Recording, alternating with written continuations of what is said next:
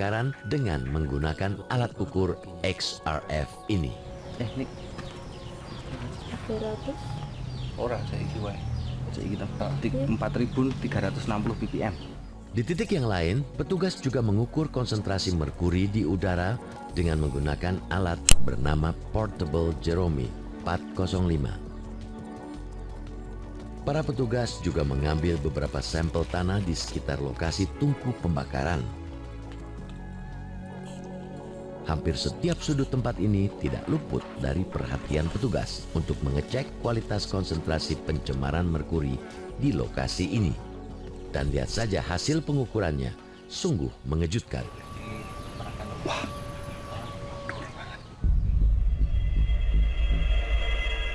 Ini artinya tingkat pencemaran merkuri di lokasi ini sangat tinggi.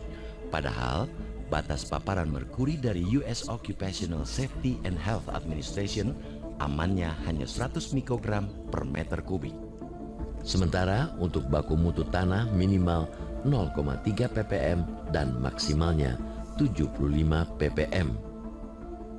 Yang ditemukan di ini udara ya 102,07 mikrogram, jadi udah melampaui 2 mikrogram ya. Kemudian di tanahnya juga yang diperbolehkan itu 75 ppm, tetapi kenyataan di tanah itu rata-rata tuh 1827 ppm. Jadi berapa ribu kali, berapa ratus kali itu ya. Jadi itu 1000 kali, hampir 1000 kali. Tim Realitas lantas bergeser menuju lokasi tempat pembakaran selanjutnya yang berada di Desa Bojong Genteng, Kecamatan Parakan Salak. Di tengah hujan deras yang mengguyur kawasan ini sejak siang hari, para petugas tetap teliti mencatat angka-angka tingkat pencemaran di lokasi pembakaran. Ada satu hal yang menarik perhatian para petugas ketika melihat posisi dapur untuk kegiatan memasak letaknya bersebelahan dengan tungku pembuatan merkuri.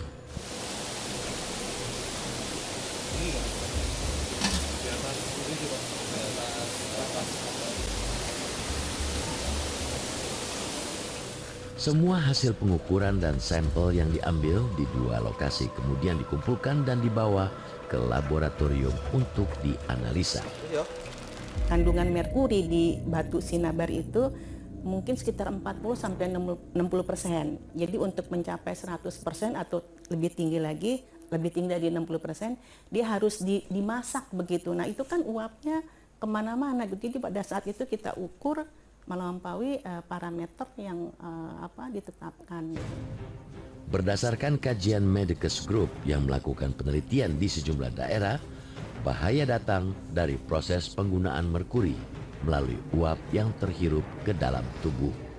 Lamanya pajanan dan merkuri dalam bentuk apa, itu menentukan kelainan organ atau kelainan yang terjadi pada orang yang terpapar merkuri juga sangat berbeda, gitu ya. Kalau misalnya memang dia kerja di daerah yang memang terpapar polusi merkuri yang sangat tinggi, mungkin itu juga akan lebih cepat dibandingkan orang yang hanya terpapar sehari 1 kali atau sehari 2 kali. Berikut adalah gejala yang ditimbulkan akibat terpapar merkuri dalam dosis rendah terhadap tubuh manusia.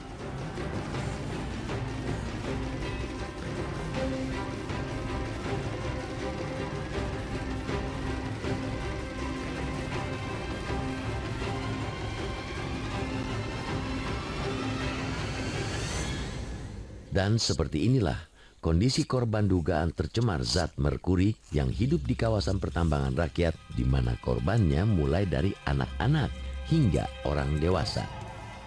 Untuk gejala-gejala awal mungkin yang bisa kita temukan, orang tadi mungkin gejala yang akan bisa kita lihat, orangnya akan lebih mudah terjadi kesemutan di ujung-ujung jarinya, lalu gerakan tangannya akan lebih mudah tremor, seperti pada orang kalau kita temukan orang mengalami Parkinson. Contoh lainnya, kalau kita lakukan tes koordinasi lainnya, seperti menunjuk hidung dengan telunjuk gitu ya, pada orang normal kita akan bisa melakukan hal seperti ini dengan mudah. Pada orang yang terjadi kelainan koordinasi saraf, yang kita asumsikan ada kelainan saraf yang terjadi, dia tidak akan bisa menunjuk hidung dan gerakannya akan sangat lambat.